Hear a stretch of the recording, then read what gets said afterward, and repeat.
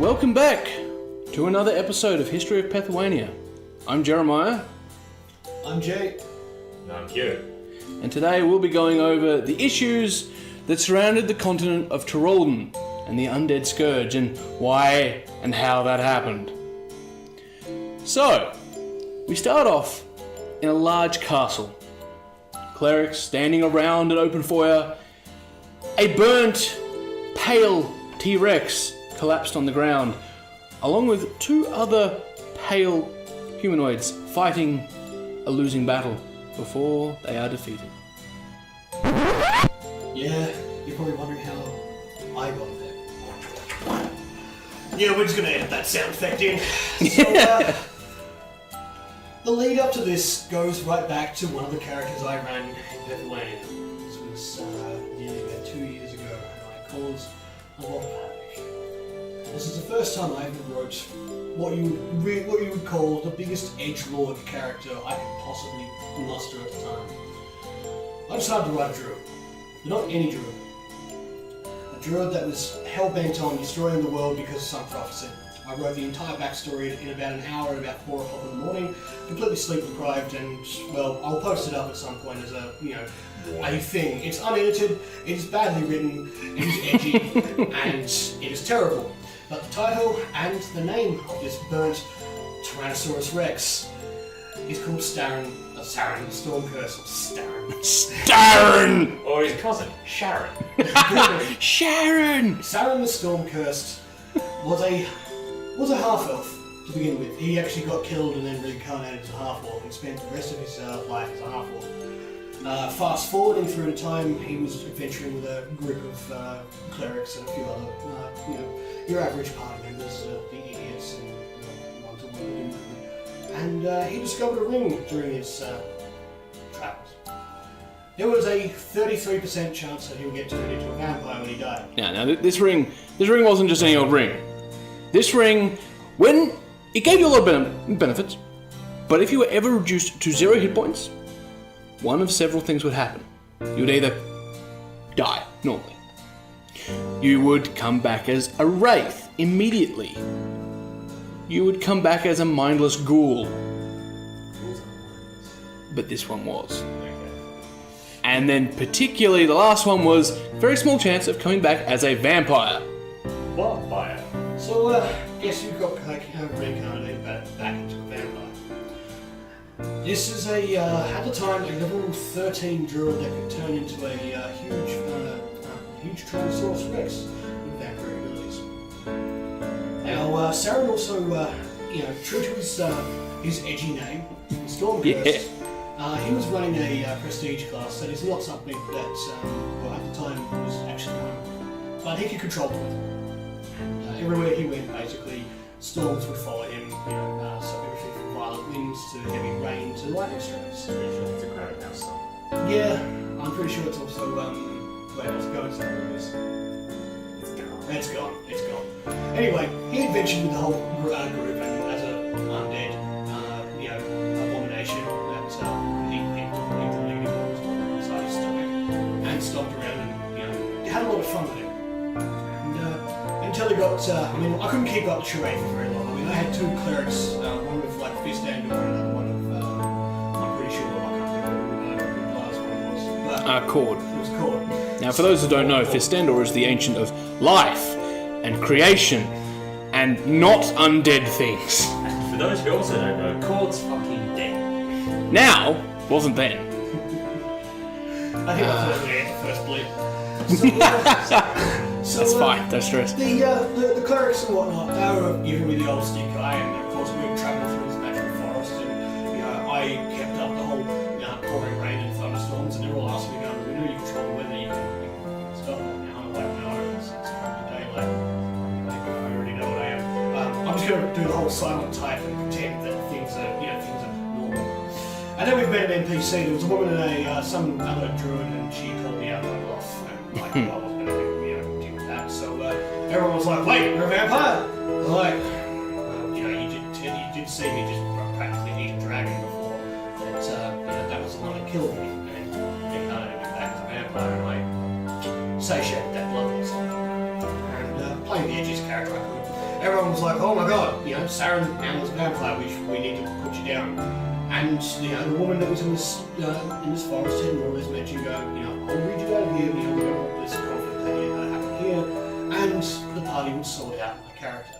So the good old party conflict scenario, you know, it's great for the DM to just sit back and watch, you know, as the party just, you know, does their thing. I won initiative. Now, everyone was all prepared, like, you know, checking spells. Everyone's going through the player's handbook. They were, you know, how to deal with a vampire. Now, at this time, I was technically the challenge rating of 23, I believe, or 21.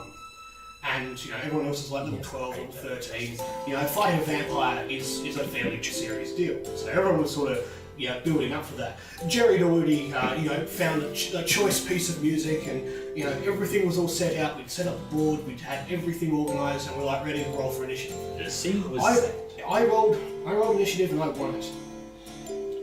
And I stood there and addressed the rest of the party, and I did this all in character. And I pulled out a pocket watch that I have. Pocket watch that I can't find it at the moment, otherwise I'd have it for you. But pulled it out, flipped it open. Now this is a magic item I've had in storage for quite some time. And funnily enough, speaking of time, it stops time. And I left. I turned into a medium-sized bumblebee and took to the skies. And what they saw about a minute later was just a slight breeze. And Saren had disappeared. And they were all really, everyone in character just sort of stopped and looked at me going, wait, did that really just happen? And, you know, basically, I was already in the skies, you know, basically flying around as a giant bumblebee in a storm. I was having fun with it because I was immune to practically any sort of storm weather, so flying wasn't a problem for me. And that's where he disappeared and became a pseudo-ABC. And it all went downhill from there. Basically. Yeah. And so from that point on, so I'll pass things over to Jerry about you know, what he was doing. I still have some of the names there, so I'll fill in. Yeah. Go through whatever you Alright, so essentially what happened from here was Saren, being the edgiest edge that could ever edge, decided he needed to find himself a nice base. Now, previously, they had gone through so many different areas, and one of the areas that he'd found was a castle. Now, they'd gone through here, they'd cleared out the bad hoo-ha that was in there before, and now it was empty, and it was in the middle of a desert, and it was edgy enough for him. But first, he needed to gather helpers, people that would aid his cause, work with him, become what he was. For better or worse, he found a few. Some weren't willing, some were. He got chased out of a couple of towns, made a few tenuous allies, and then he met Hlyn. Now, Hlyn was a mage from the Mages College of Breeport, at this time Lurasic. And he was quite high-ranking. At this stage, he was a level 18 wizard. And he was very specialised in the art of conjuration. Sidebar, also necromancy, but that was something he didn't mention. Necromancy as a hobby. Yeah, it was good fun. So, Hlyn decides to join Saren, but only under the proviso that they work as equals. He would not have anything less or anything more, is what he said. Now, they ended up fine going to this area and trying to work out what they were going to do, how they're going to take it, and in the process ran into a few issues along the way. Namely, one of Saren's previous companions coming back and asking to be brought back, but we've covered that before in the Little Orphan Timmy segment. Oh god, this was the party with... Yep. And so after the whole... in that group that didn't go wrong? Well, That was probably it. Yeah. Like that. Most of those people in that party are either dead, non-existent, no doubt of existence, or I can't actually... There's probably at least one of them that is still okay, I think. Bullshit. No, that's not a break. It's fine. So during this time of recruitment, I can't remember. The story's a little hazy just when because I knew about this castle in the desert, and something clicked in my mind and went, no, I want somewhere more edgy. That's what I'm going to start calling it right now. And I found the continent of Teraldon. place called the Forest of Sorrow. Now, it was called the Forest of Sorrow previously, and in seeing this, that's what sort of sparked it. So, the Forest of Sorrow was deemed as such because the last group of adventurers I had tried to set up a base of operations there. Now, they had a small fortress, and they found a series of ruins under the ground. Now, they set off a fantastic and horrible chain of events that resulted in them dying, everyone they had working for them dying, the trees coming to life as corrupted treants, and not to mention the ruins that they were exploring became a little activated, as was everything that was resting there. And they ended up leaving there, some stayed behind, some hadn't awoken. But that was something that several other parties would run into in the future. For better or worse. So, Saren decided to think that, Forest of Sorrow, his entire endeavour of, honestly, Saren didn't really have much of a direction. He was just very hateful, very spiteful, and, was once true neutral, was now neutral evil. Given a few powerful people some powerful vampiric abilities, and then we decided to make a house home in the Forest of Sorrow. So, we set up this nice little underground sort of lair. I had some plans drawn up, and through druidic abilities and stomping around as a T-Rex, and we made a nice little sort of base. And then I had some other skeletons come door knocking one day, and realised that apparently the Forest of Sorrow had a particular lich that had already made this place his home, invited me for a cup of tea, and asked me whether or not I should remain servitude to him. I said, I'll think about it. In an edgelord vampiric way. I didn't try to kill the lich myself because I'm going two undead abominations trying to hit each other. It's like two people trying to slap each other. Nothing's going to work against either sword, but I'm pretty sure the lich is going to win. So I walked out, and I went down to see Clem. I said, "Hey Clem, there's a lich on this continent. He wants us to work for him." And he was like, "Fuck no," and. We decided to conspire against him while we were doing other conspiracies, and I had all these little plans worked out. Everything was going absolutely smoothly, and and I had an idea. I wrote a letter to my old friends, and I sent it to a particular person who doesn't like liches.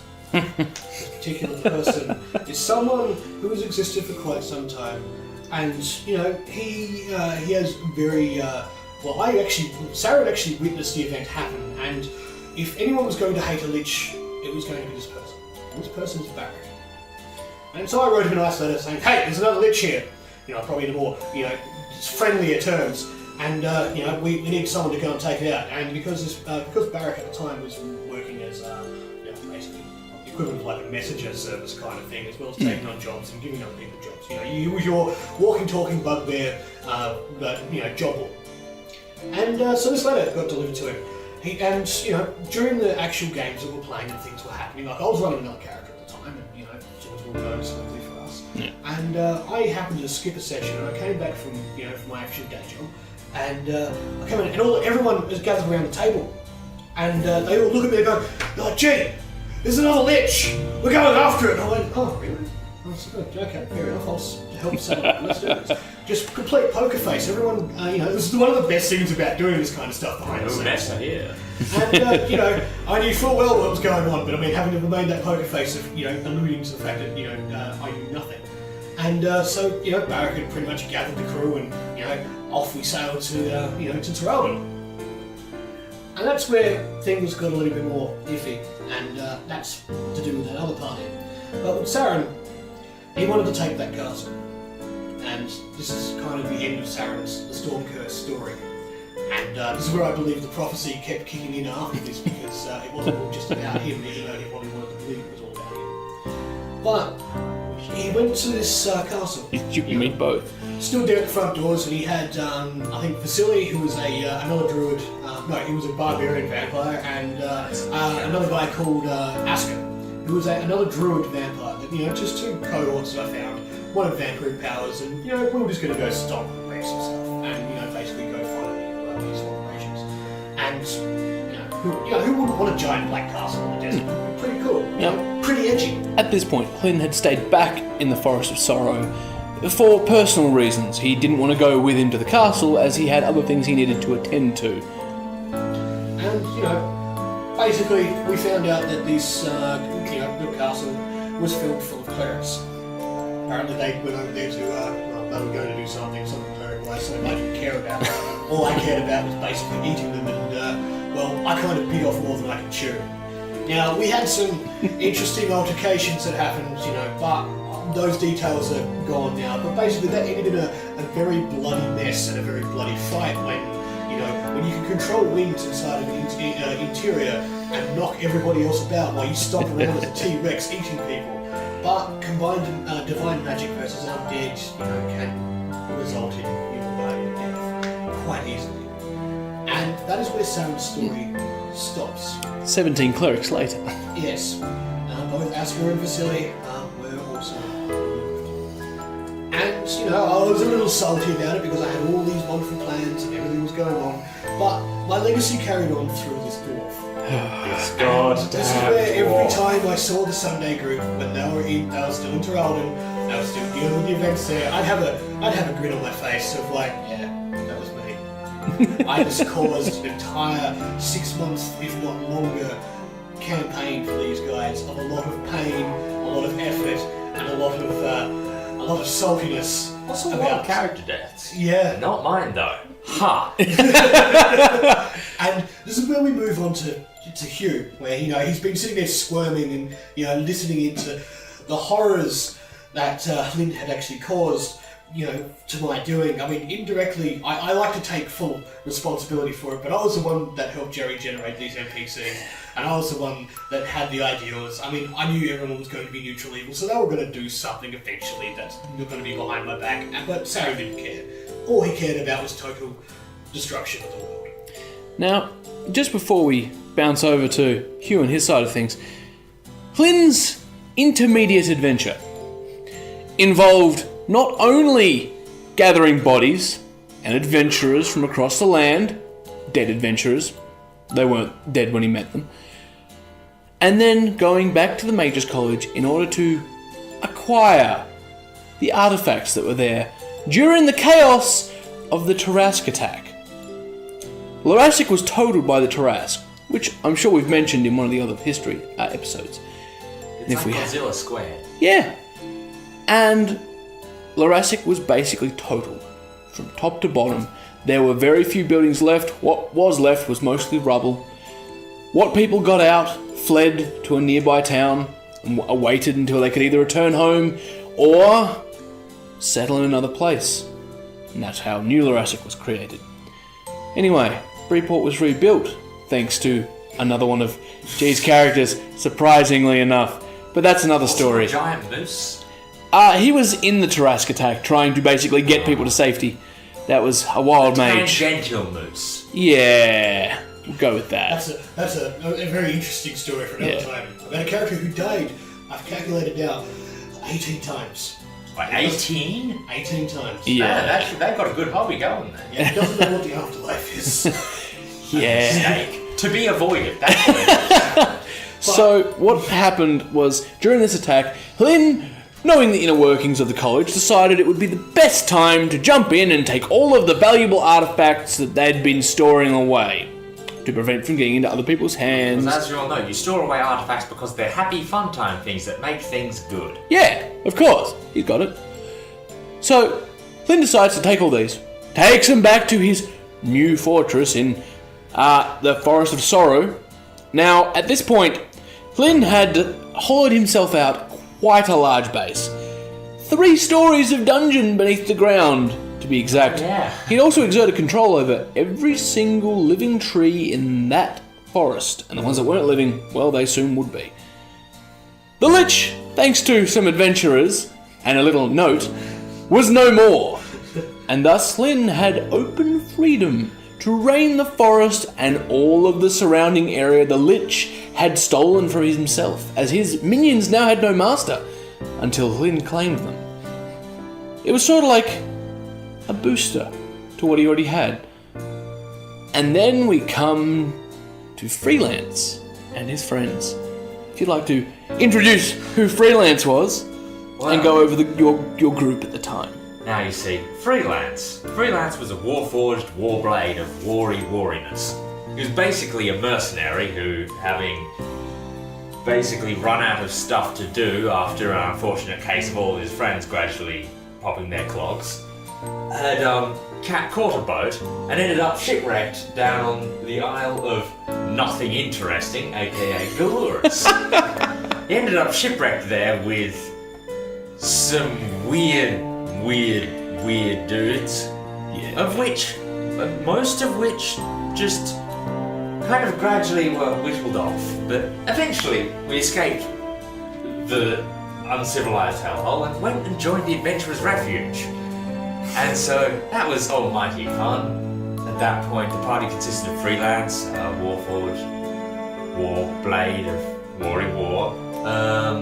I think Darby was as his two-headed ogre. Yeah, what was it? Gorlor and Lorgor. Yes, Gorlor and Lorgor, of whom half is in fact still kicking about. Yeah, they're actually still around. Yes, the nameless druid, who wasn't actually nameless, but I can't remember their name. See what I mean? Eleanor? No, Jeremy's druid. Yeah. Aaron HMAS Aaron was playing Cole, his blacksmith, who's honestly still alive and whole and hearty, which is freakish given the circumstances. Yeah, he's a favoured soul who's attempting to bring back his dead god, and has been doing so without any sort of divine assistance. And he's made a lot of progress, which is good. Yeah. He's spent the last 3 months of in-game time going around finding ancient temples, going through ancient text, and slowly piecing together the puzzle. Nice. Slowly. And either way, so us at the Adventurers' Refuge, we thought, okay, we'll take it on job. So we went out and slew a local marauding dragon, turned it into some nice shoes, that sort of stuff. Freelance did die in the process, he did get sat on by it. This kills the robot. But we came back with a new styling suit of armour made out of the thing that he killed. But after that interesting circumstance, we thought, we'll take another job. Checked out what was going, and apparently there was a bit of an undead issue in Teraldon. Just a little bit. Like, we literally just heard, there's something of an undead plague, but, that could be anything from there's a local necromancer with a half dozen zombies and a chip on his shoulder, to what we found out upon going there, which is that the trade city of Soru was the only place on the entire continent not absolutely drowning in undead.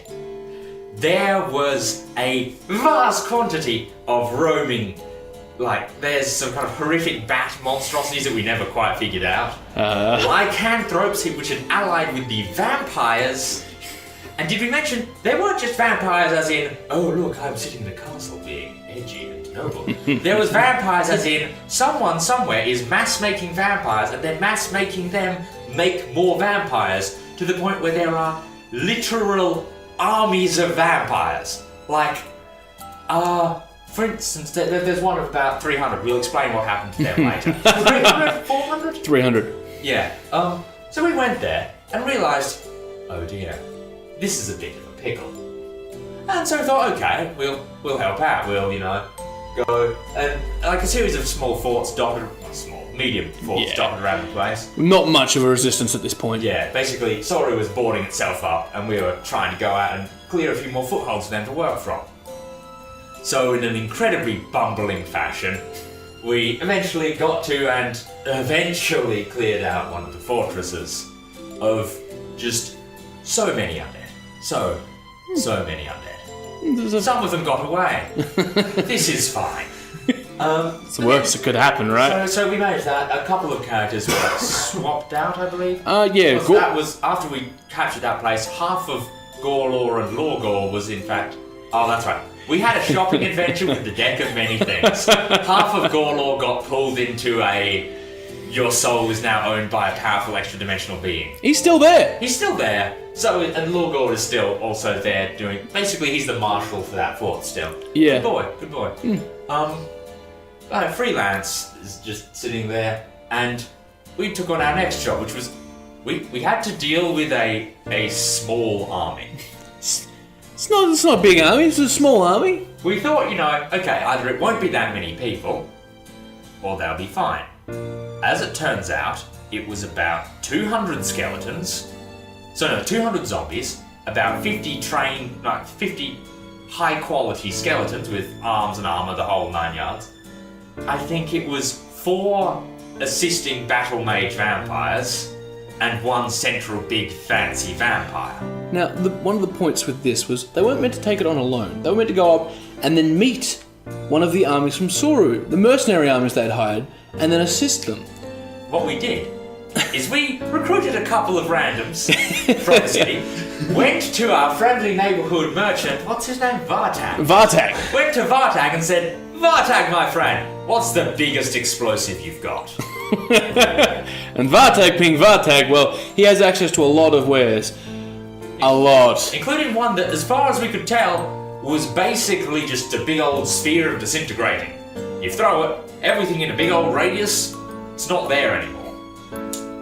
Of course, when we found this army and set up our semi-ambush and tried to fire it from our alchemical cannon device, it did not fire.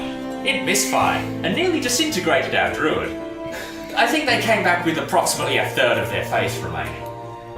Either way, so we're sitting there, the army is approaching, at which point we go, wait a second, we've got magicians, because we had wizards and druids. Did we have a wizard at that point? Yeah, you had Vandrin at this point.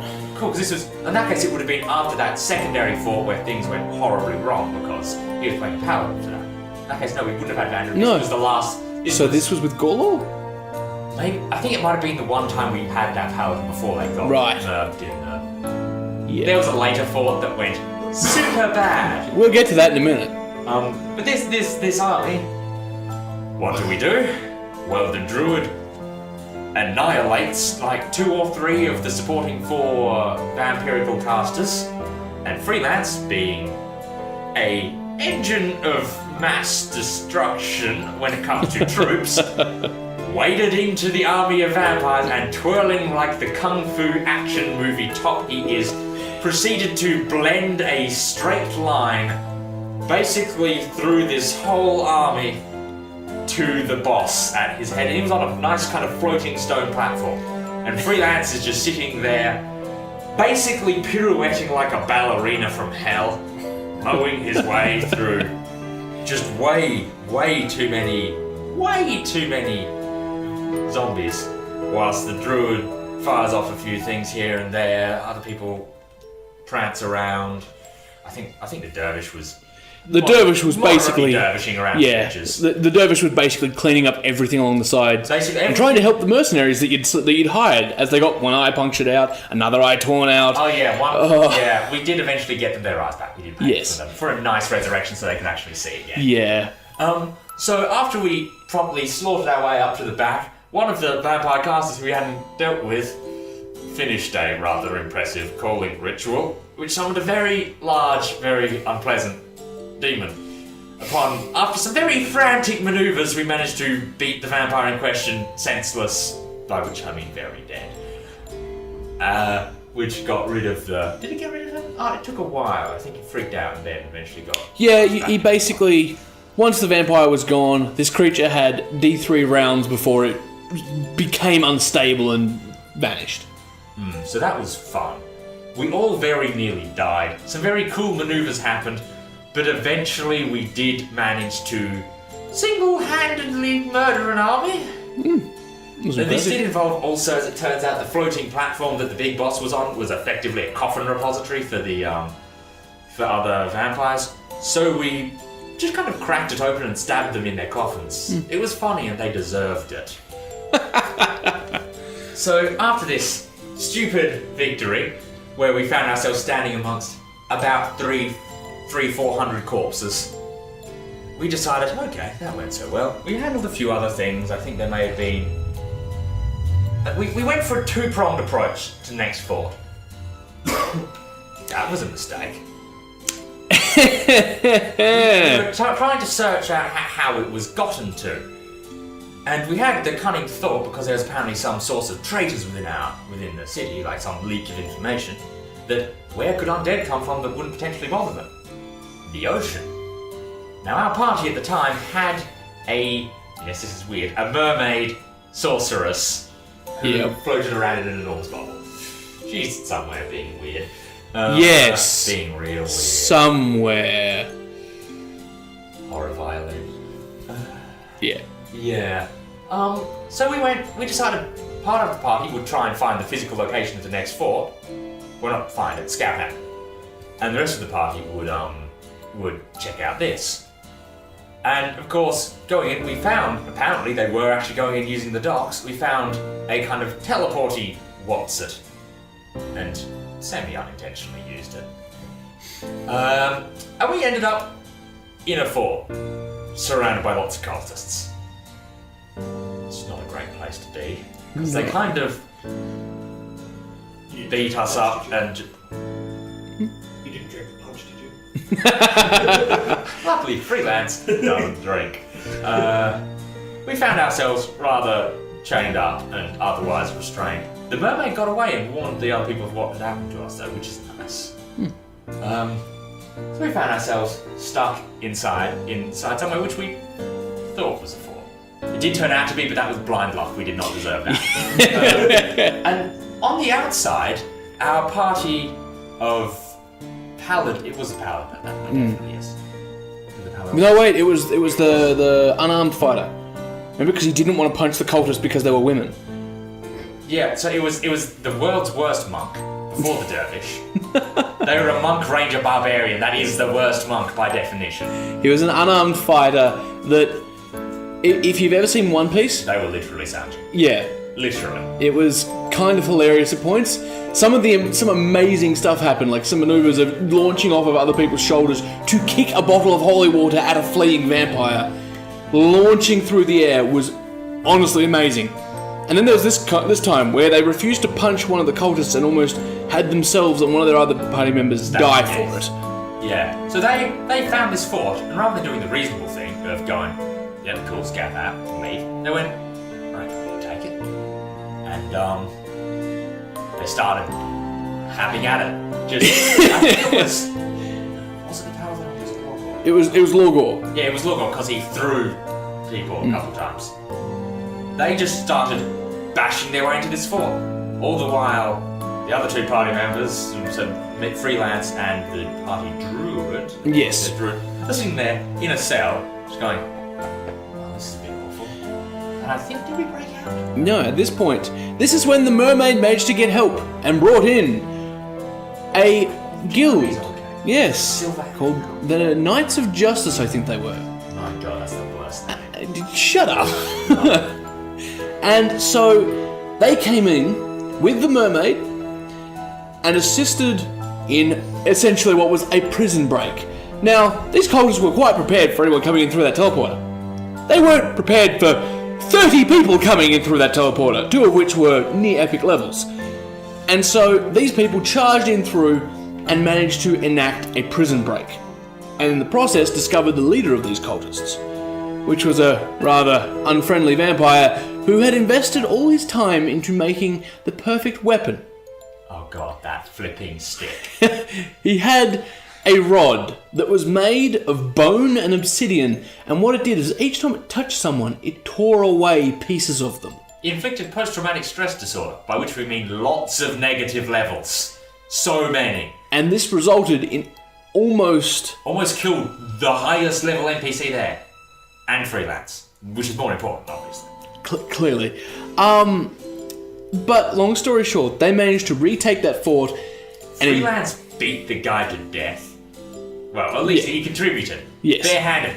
Bad idea, because he was still covered in negative energy nasty. Did it anyway. I think I may have beaten him with my T-Rex teeth. Did I mention? We killed the T-Rex. Freelance's jaw was ripped off. He used the opportunity to upgrade it with literally T-Rex teeth. Proudest moment of my D&D career. And that became a integral point of every single turn of Freelance. Is like, oh, what do? I do a full attack and I bite it. It's funny how T-Rexes have been kind of a common thing. Yeah. So, in retaking that fort, they solidified the protection around Soru and thus were able to finally go on the offensive, rather than having to hole up behind walls and hope for the best. Thank God for that. So we thought, that wasn't too hard. We'll go for the next floor. What could go wrong? Now, friends, I mentioned the deck of many things earlier, yes? And I mentioned the definitely not Sanji character. They drew a bad card. They drew the you now have the enmity of a powerful outsider card. So he had a very, very friendly Baylor that had decided he didn't like him. And that he wanted him dead. Now, when you think about it, if you've got a whole bunch of horrible, nasty, evil people, and a separate whole bunch of horrible, nasty, evil people, both of whom want you dead, and one of whom just wants that guy specifically dead, they're willing to do whatever so long as that guy gets bent over. Turns out, you'll end up having to fight through a fortress that is not, in fact, full of undead. Well, it was. But it's not exclusively full of undead. In fact, has, upon reaching a certain floor of it... Was this after the Flying Tiger Spear Tackle? No, the Flying Tiger that was Spear Tackle later. on the return. Yes. When we had to come back to this one for reasons I shall expound upon now.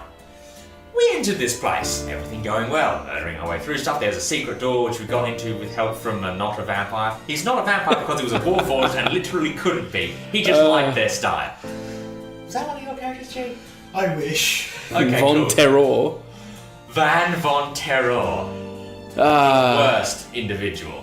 So good. So we fought our way up through there, and upon going up a nice little staircase, we realised there was vampires closing in from behind us, just kind of forming a nice little shield wall up the stairs, hurting us in. When we got into the room, there was a Glabrezu. So, yes, there was a Glabrezu. And a big army of armoured undead. We go, oh no, that's pretty bad, yes? The Sanji person, yes, having known the name of this creature which has enmity of them, went, hey, that's a big demon. I bet you if I called in my big demon, not making the connection that perhaps they were the mook of the big demon, went, if I call in my big demon, there'll be like a conflict of interest thing, it'll be great. They called in their demon. The demon across the room went, oh, hey, boss.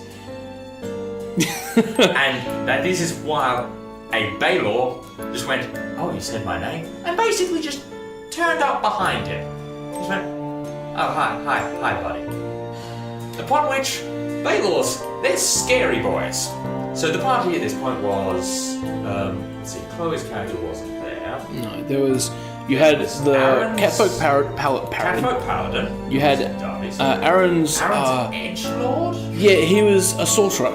I'd say he was a sorcerer with the wormling. Yes. Yeah, not the full wings edge. No. Which happened briefly in like one section. Okay. There was... And, yeah. The Sanji monk. The Sanji monk. Freelance and the druid. Yes. And now what happened is, Balor was very scary. So we all make will saves to not run in fear. Freelance fails his. And because I'm terrible at making decisions, Freelance's last two feats had been the run feat. And my very favourite feat, it's called Nimble. I can't think of the name of it. Nimble, something like that. Yeah. It lets you do a 90-degree turn in the middle of your run. So Freelance goes, oh no, and runs. And also noting that because he's a Chinese Kung Fu master style ridiculous sword art bollocks, he proceeded to switch into his stance of running very quickly, and rather than using it to run at people, as he normally did, left. He ran out of the room, barreled down the staircase, and did a flawless dive through and over the approaching line of vampires. Just bolting. The druid also failed their save, turned into a bird, followed suit.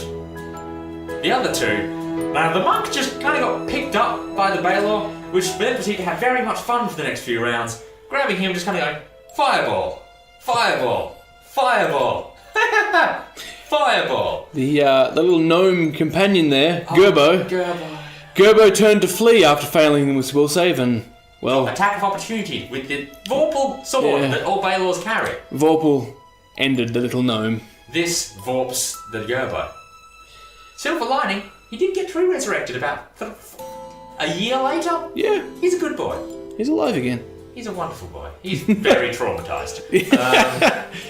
And the paladin, being not feared because paladin, went, I shall go over onto this room and see if this is a way out. It wasn't a way out. What about this room? Also not a way out.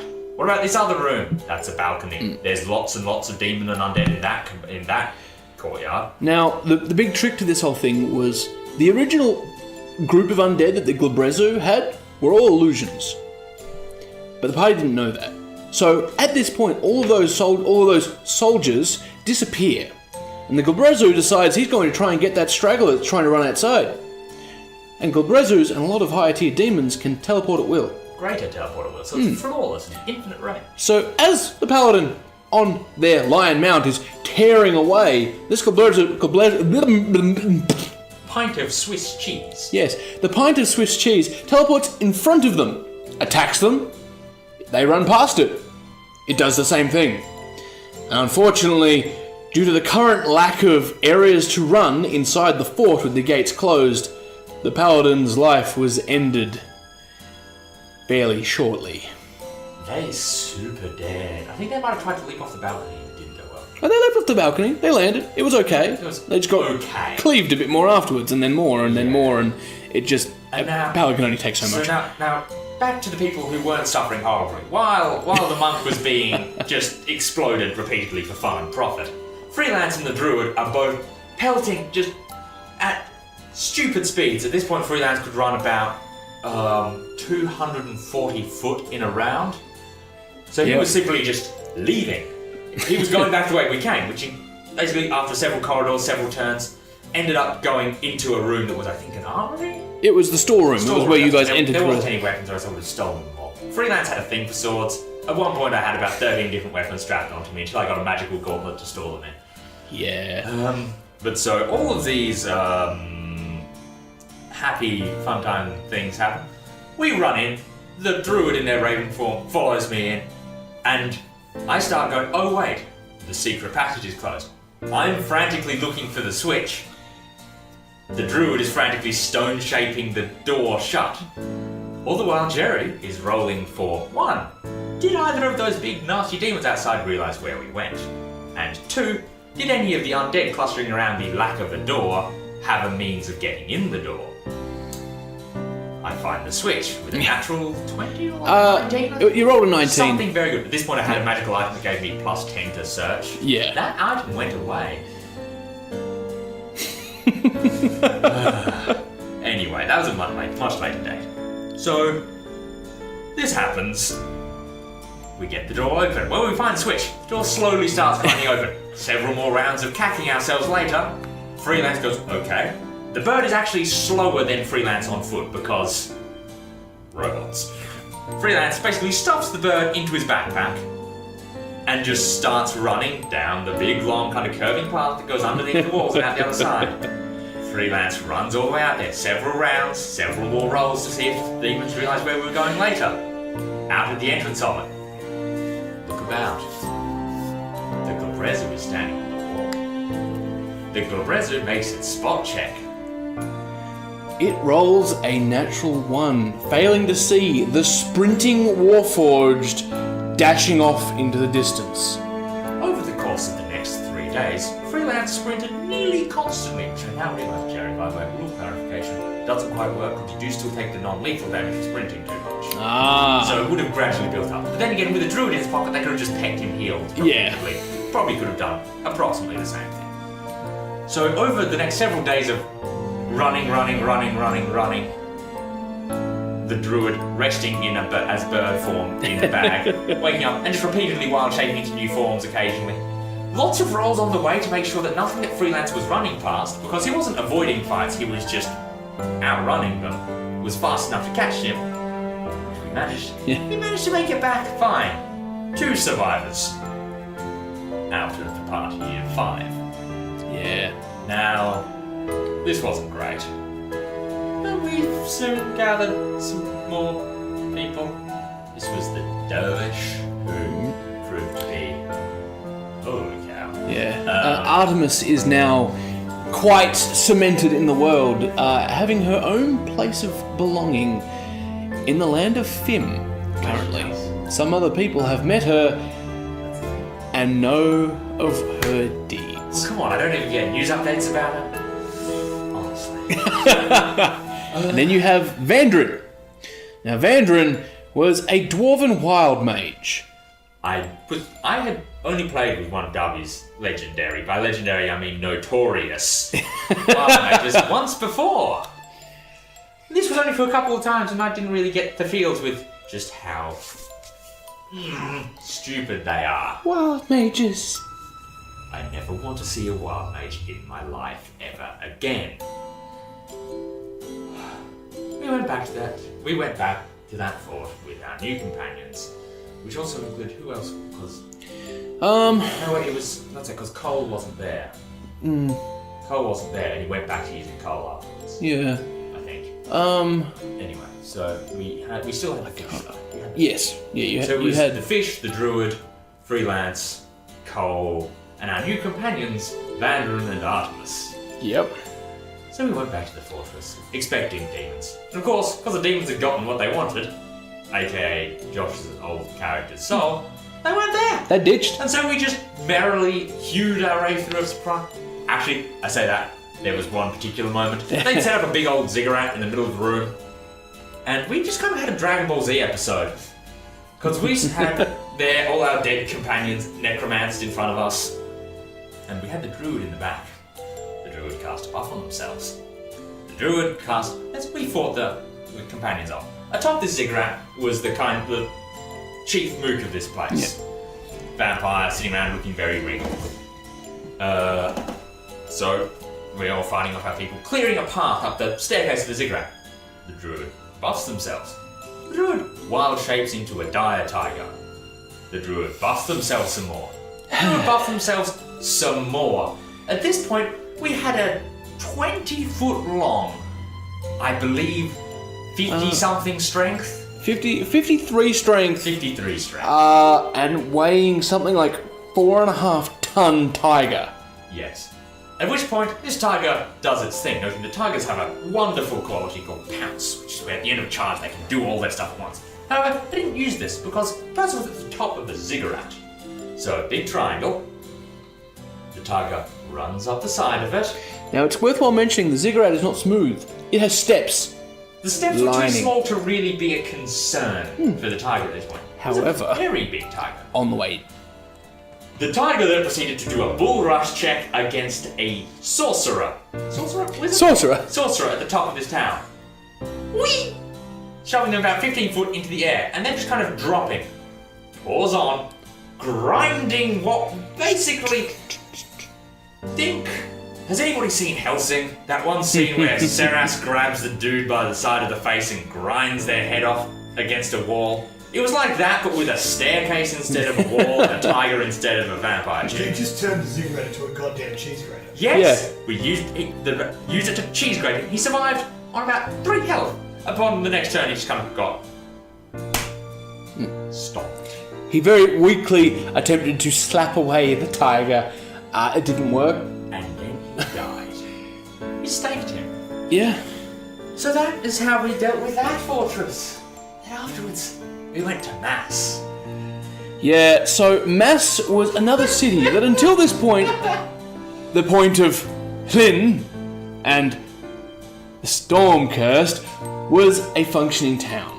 Was. Unfortunately, their defenses didn't hold up against the hordes of undead, and they were overwhelmed. They deserved it. Shut up. Now, up until this point, Mass had a small group of resistance fighters, we'll say, of their unique sect that had undertaken some rather dubious methods in order to be able to fight back more effectively and try and save their home. They went full Blood Bowl. Jerry. Yeah, I know. And so, when the party turned up here... There was a lot of zombies outside. There were hordes of zombies. In fact, there was not merely a lot of zombies, there was some 4,000? There were 2,000... on this side, 2,000 on the other side. 2,500 on each side. About 5,000 zombies all up around this city. Now, you see, up until this point, we'd been fighting big hordes, yes. We hadn't really had any major area control. Now we had Vandrin. Vandren is a self-proclaimed warlomancer. And now, if you know anything about Wall of Fire, not only is it enormous, it's also capable of dealing double damage to undead. And what works well with that? Mindless zombies. These zombies didn't have a commander. They were just on basically standard issue, see living thing, see living thing mode. And so when you put some living things behind a curtain of flame, you then have an entire army of 2,500 undead walk their merry way through an incinerator. There was a wild magic surge in there at one point, which replaced a 120-foot diameter sphere of where we were with a 120-foot diameter sphere of the plane of water. So now there is a perfectly clear pond outside of Circular Mass. lake. Perfectly hemispherical lake. Yep. Hilariously enough, we used that as a bit of a killing pit because zombies mindlessly shambled in there, and our druid went, wait a second, I know Call Lightning Storm, and just tased the water several dozen times until there weren't shambling things at the bottom of it anymore. Worked a charm. So after that, after our fun session wherein I think Freelance killed about 20 undead, the dervish, another 20, 30, they did some mad tumbles. The druid killed maybe 100, 200, and Vandren killed several thousand with 2 spells. Wizards. And so what happens then is they enter Mass and they fight through a couple of the streets and they get rid of a few of the stragglers of undead. And as they're walking through, they look around and Artemis looks up and sees a lighthouse in the distance, way at the other end of town, over near the cliff. Artemis is like, it's probably where they are. We should go there. Correction. We went to the Resistance. Ah, that's right. We talked met to up with the Resistance and they first. said, there's some kind of strange profane ritual thing.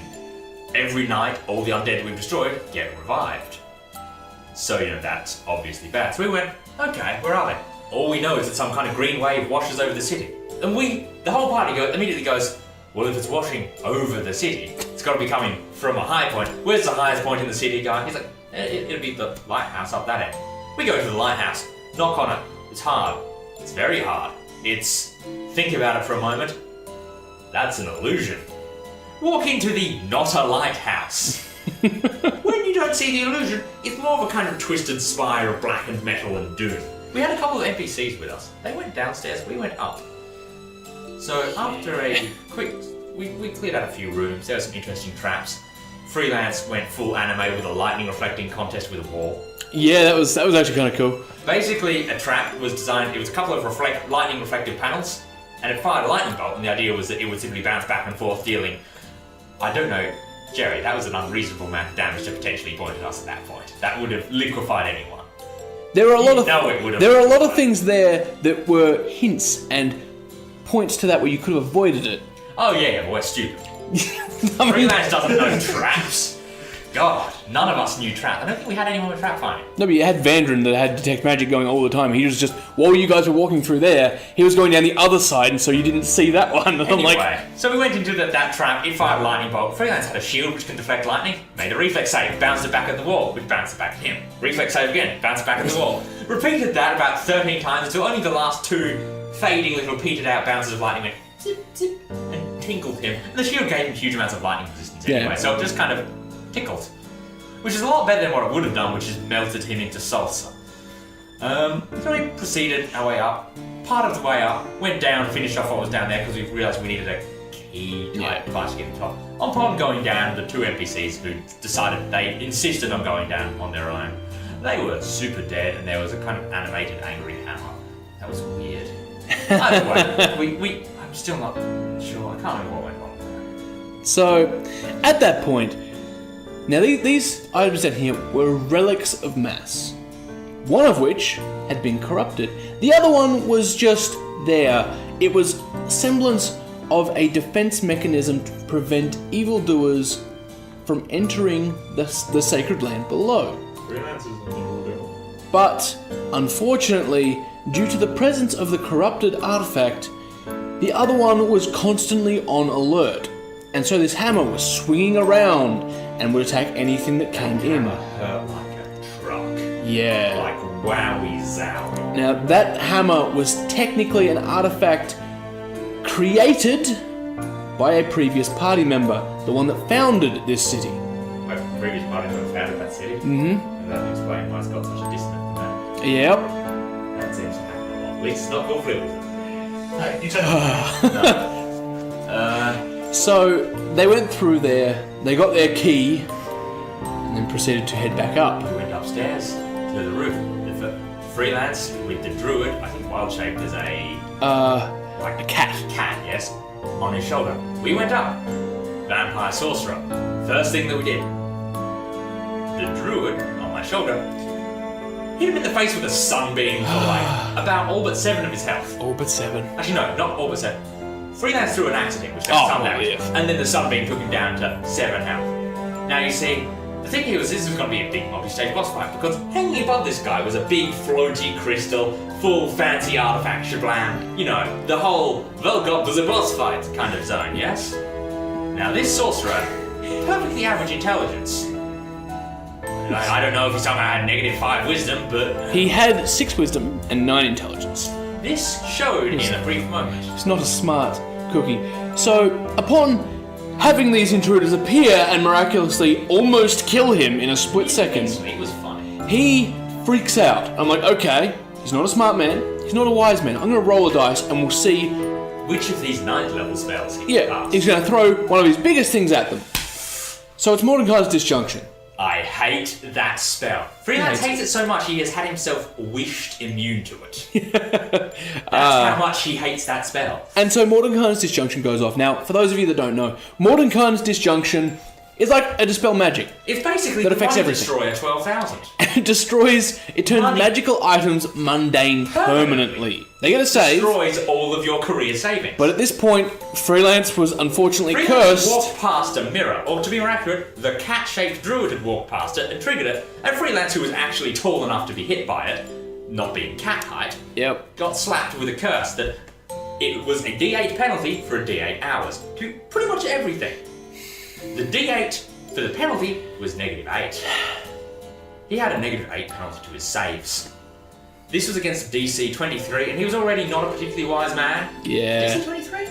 DC So 20. 21. It wasn't even that high. It was just Yeah. he wasn't capable of passing with anything except for natural 20. Freelance. So the whole party got blapped in the face with this Mordecai's Disjunction. People lost like a cloak here, boots here. The wild-shaped druid lost nothing because they were wild-shaped and it didn't drop their wild shape. They made the check on that, and from there they were fine. Freelance lost his armor, lost his shield, lost the axe he had on the ground. His gauntlet, which was stuffed full of about a dozen magical weapons, was disenchanted. Each of those magical weapons, one by one, was disenchanted. And then you see, what our erstwhile sorcerer had forgotten is he was standing directly in front of his own magical doomsday device, which is notably a magical item. Funnily enough, an artifact. And when you destroy... No, that was a sword. That was the sword, was that? The magical setup thing he had was a big, strong, nasty setup. That's But right. one of Freelance's many weapons was a sword we'd recently picked up and had dubbed the Sword Delcord. Because upon using it, you could use it for 10 rounds a day, but while you were using it, you gained +10 strength. It was a very good sword. Freelance liked it. Freelance was like, considering going into the whole kind of chord revivalism thing. It could have been cool. Except this guy rolled his cast level check and beat it. So, you had the chance to destroy the artifact. When you roll to destroy an artifact, you need to roll a percentile. If you do, you successfully destroy it. When you've done that, the caster needs to roll a will save. If the caster passes that will save, they're fine. If the caster doesn't, they permanently lose all spellcasting ability. So this sorcerer, then having no magic, And having just destroyed the device that was to basically power the next 3 boss phases, or whatever it was, 2 or 3. yeah, two other phases. He's now sitting there, completely defenseless, on 7 hit points, with a Warforged surrounded by about 500,000 gold worth of useless items scattered on the ground in front of him. And Freelance, being very cross, charges up to the man and just punches his face in with his Warforged slam attack. Another party member stakes him. Freelance jumps up and down on his head for the next 15 minutes. And that was how, in 2 sessions... Over the course of about... I think once we entered the city, it was about an hour's in-game time. Yeah. We defeated what was supposed to be a multi-day... Yeah, it was supposed to be a 3 session once they got into the city. But, so that was a battle of mass. Freelance lost a lot of money. Freelance, he's not a happy boy. However, as a reward for that, we got to have a piece from the special stash. Freelance, being upset, basically we went back to Soru and our erstwhile friend the Brewmaster, who's running this entire resistancing operation, basically led us into his special freaky extra-dimensional vault, which we shall not talk about. Let us all pick a piece. Freelance basically went up to him and said, "Do you have any magical swords?" Bastard swords to be precise. At which point Freelance got his current and ever so favourite item, the Blade of the Brass Emperor. Now let me tell you, you have never known joy until you get a keen sword that can crit undead in a campaign full of nothing but undead. We spent 6 months of real life with so many creatures that we could not crit.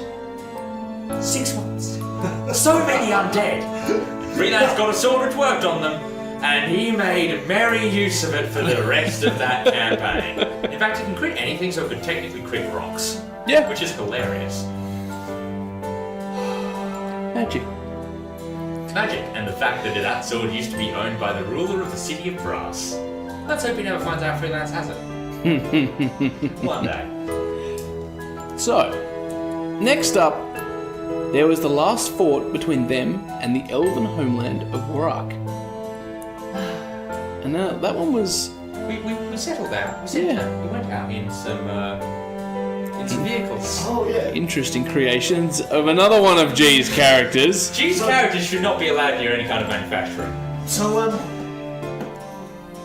funny enough, a lot of my characters end up either involved in very, very evil, bad, nasty stuff, or they do good.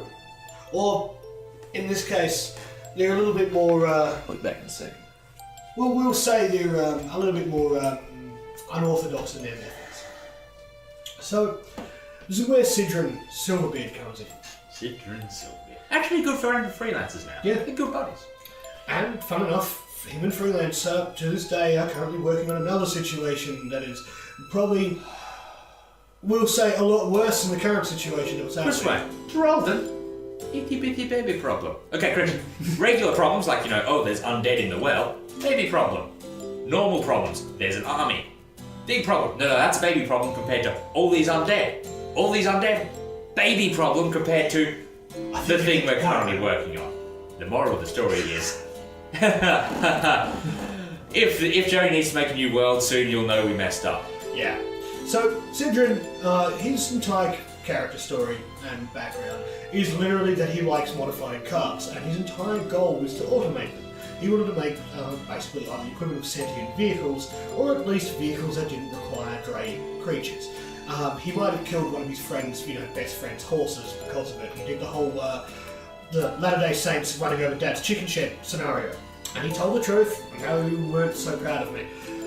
But Sidran had turned up to Soru. He was working for the Silver Hounds, and after jumping on a ship, and basically he'd already discovered his goal, or discovered the solution of making vehicles.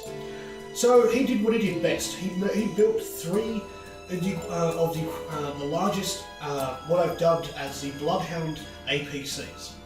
They were 4 tracks.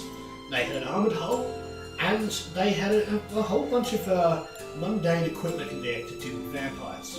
Now, in real life, I sat down, I've drawn the schematics of these vehicles. Each track is technically a clockwork horse. There's Yeah. terrible things done to it.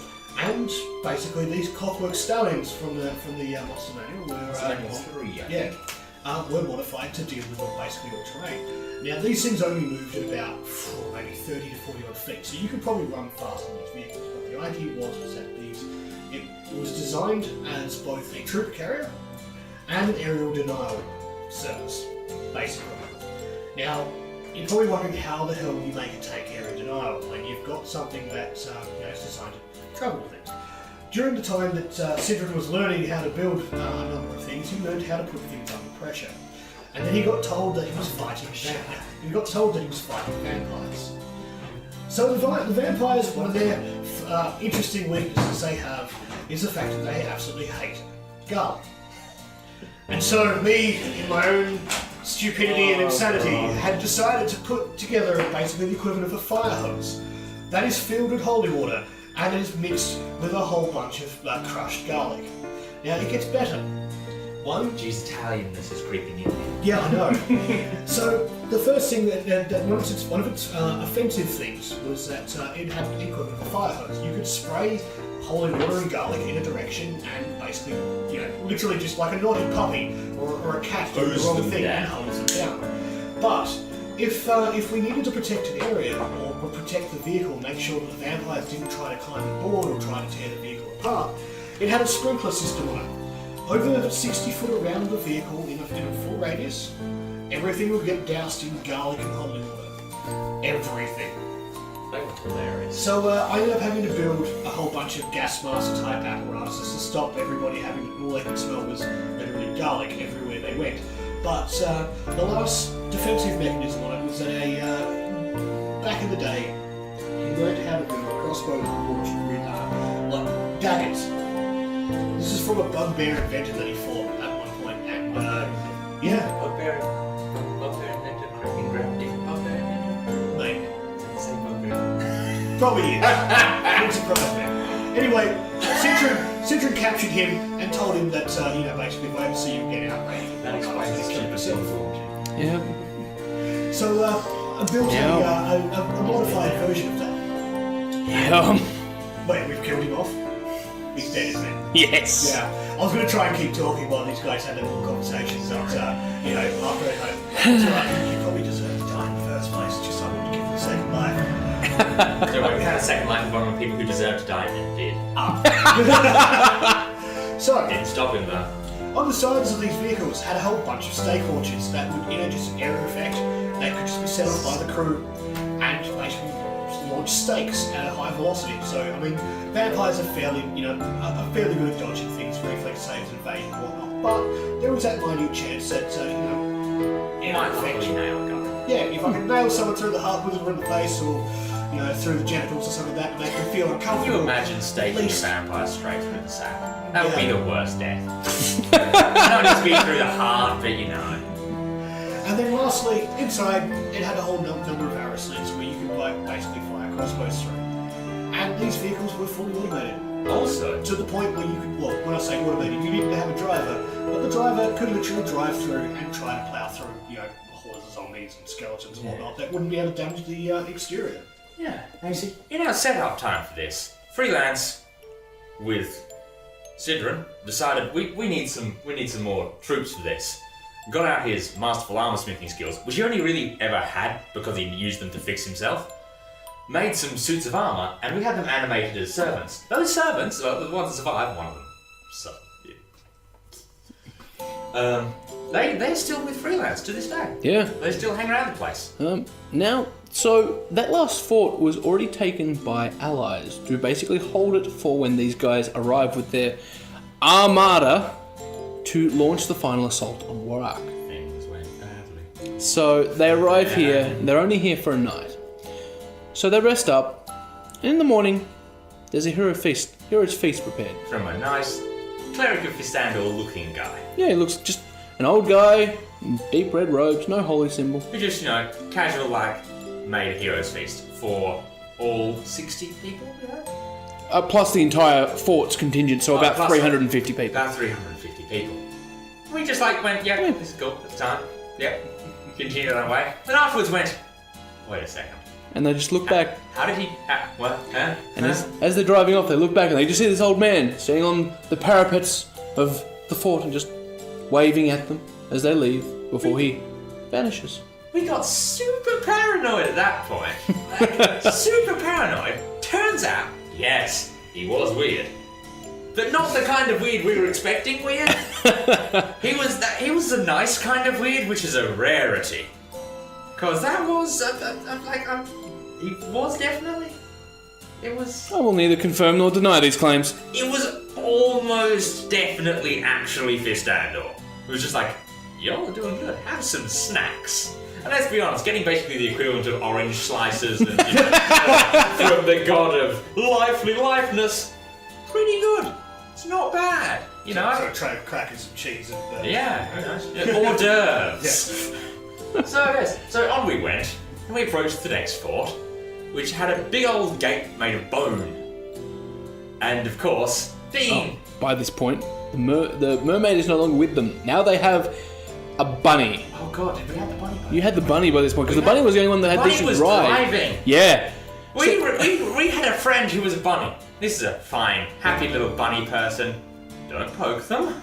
The moment they get hurt, they flip out. They're a frenzied berserker with a magically enchanted axe, so that despite the fact the axe is huge-sized, they can still wield it, despite being like 3 foot tall.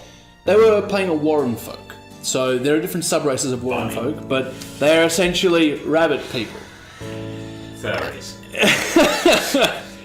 But, yes, basically, we had the main character from Zootopia with an axe. An axe that is about 13 feet long. Yeah, it was about that. And so we're just rolling on out towards this fort. We see the fort. We're like, okay, how are we gonna get in there? Still driving towards it. It wasn't the fort, it was Warak. Warak? No. Yeah, because you remember that first fort was... Yes, that was where right. To Warak. No, there was a fort with the big dragony. No, you know. When did that... No, that was the last one we did afterwards, didn't we? Oh, yes. Yeah, cool. Timelines. They're awkward to remember when it happened over the course of quite some time. Yeah, this is a while ago now, so... Warak. Big bone fort walls. So I'm going to interject here because I need to just mention one thing. It was a design flaw.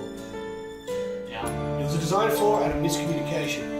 These things are not living battering rams. No, we knew they weren't. We just made poor choices. No, I mean, honestly, I told them everything, and I told them what they're designed for. So they're designed to get you there, protect you, deny the area. But the idea is that you don't plow them into. You don't just do what these guys are about to just do. First try, smash straight into the middle of the door. Managed to actually break through it. Goes through quite tidily. Only slightly kills the people. Clearly, pulls in, does a nice J-turn. Actually works really well. Second one, driving up to it, goes through, clips the side, tumbles over, the people inside get a big round. They were wearing their seatbelts. Yes. Yeah, that's right. We invented seatbelts. Yes. Seatbelts save lives. They do, because that's a totally different story, but... Yes. Seatbelts go in, it tumbles, crashes in. The last one, which I was in as freelance, driving on up, bit behind the others, because we were waiting for everyone else to go through first. An enormous acidic ballista bolt hurtles in and melts the front of it open. Then a secondary, basically 30 gallons of alchemist fire gets just bunged in here, turning us into an oven. Yeah. At this point, it is freelance, who is alive. I believe the sergeant guy? Yeah. Who was okay. He was alive. The druid? The druid was... Oh, was I with... No, the druid was there, but when they saw it coming, it turned into a bird and flew out of the top. Yeah, I think I had one of the... I had... It was the Viking. The Viking, yes, because at this point the druid wasn't there. The the druid Viking being was there. temporarily replaced by a large burly Viking. Yes. Reasons. Indecision. So they were there, and we drove towards it, half blind, half screaming, mostly out of control, smashed into the side of the thing, and just scattered corpses and sadness everywhere. And now it's important to mention they were, while they're on the approach to this city, they were under fire from ballistas, from bombs, from spells. All man's a help crew though, because Yes. it turns out you cannot ballista people when there's a wall of stone in front of you. Yeah. Seriously, you would not think that having a guy who specialises in making inanimate objects would be handy, but trust me, it's really handy. So we get in there, and we just start laying about. The dervish at one point got a tumble check so high that they basically flawlessly pranced their way across a 5-deep layer of armed and armoured soldiers. Yep. We just sit there laying about at things, and our wizard had picked up a staff with a good spell. called Sunburst? Sunburst. Sunburst makes a 80-foot radius? 40-foot radius. I thought it was 80. No, wait, it is 80-foot radius. 80-foot 80-foot radius Yeah. spread of insanely bright light that blinds and damages normal creatures in that entire radius. Permanently blinded, by the way. If you're an undead, it deals a lot of damage. And if you're a vampire, which these people were, it deals a lot more damage if you pass your save. If you don't pass your save, You're dead. dust in the wind. He just goes, okay, basically airbursts it like a flare over the city. About 50 kills. Yep. And then later he goes, the second one. Like another 80 or something kills. Now, in the process of this, he didn't quite realise just how much the blast radius was, and so he managed to blind half of the people they had with them. We did fix most of it. Yes, you fixed most of it. We had clerics with us of Fistandor. The cleric of Fistandor was the other guy in my vehicle. Oh, yeah. Yeah, he survived. That was not a good run. But this whole time, just a minor bit of freelance backstory. Freelance used to be Fistandorian, and then basically he just kind of got a job being a mercenary. And what did he do? He murdered people for cash. Not so hot on the whole, not so Life is the whole life god thing. So he just was like, felt really uncomfortable about it, and just spent like the whole campaign not being about that. When he retired, he actually just went, oh shit, I'm not murdering people for cash anymore. I can actually ethically do this and not feel super scummy. Yeah, cool. And went back to that. But so we just start scouting our way through the cold streets, encounter an interesting generally type with an interesting amulet which we later go off and work. Some things happen, we kill some more vampires. We find a cowering person who turns out to be, I believe, the wife of the general? The wife of the guard captain. Guard captain. Yeah, we ignore many important side quests because I wasn't there for one session. The one, basically, when we first encountered the big monster in the corner, I wasn't there for the one after that. I'm not sure what happened. I believe everyone ignored a lot of quests and got obsessed over a forge that was super evil. So they end up going around, doing a few things around, like missions I'd scattered throughout this city. Now there are a total of 12 different quests, like side quests and little things they could do while they were here to essentially help them out in the final stage. We did like 3. I think it was 6. We did 6? It's 6, because you managed to save the guard captain, save his wife. You messed with the forge. You dealt with the with the magical defenses, so your dragon friend could come and help. Oh yeah. No, can't have been. No, the dragon friend was not there. Yeah, he was. He did like strafes on the actual city. Really? In that case, we can't, because we said we got the dragon friend later, so we had to have gotten the dragon friend earlier. At some point, we went into one of the fortresses. Okay, real quick rehash of the fort, because it was a quick fort. Went into the fortress. There's an enormous dragon up front going like, hey buddies, there's some Nazis in there. I'm kind of keeping you under wraps, but I'm also not healthy. So we went, okay, we'll find what's going on. We blooded our way through a lot of stuff. Managed to, via a series of dispel magics and strength checks, I believe, just cheerfully pick up all the artifacts we needed without really triggering any of the continued. There's supposed to be like cords of raids and stuff. Yep. There wasn't. We just were like, no, that book's going away and staying like that. Got into the boss room and so the boss had an aura of absurd darkness, and while they were in darkness, they were super tough. When they were in light, pretty squishy. Our favoured soul, who had a hat that had a fraction, tiny slice of their deity's power in it, which allowed her to cast baby spells, used it to cast just a light cantrip so they could see what they were doing. And so the darkness aura thing, normally, like with some darkness effects, it's like an instant cancel out if it's not level. This one, it was a cast level check. The shitty light cantrip, natural 20 with cast level check against it.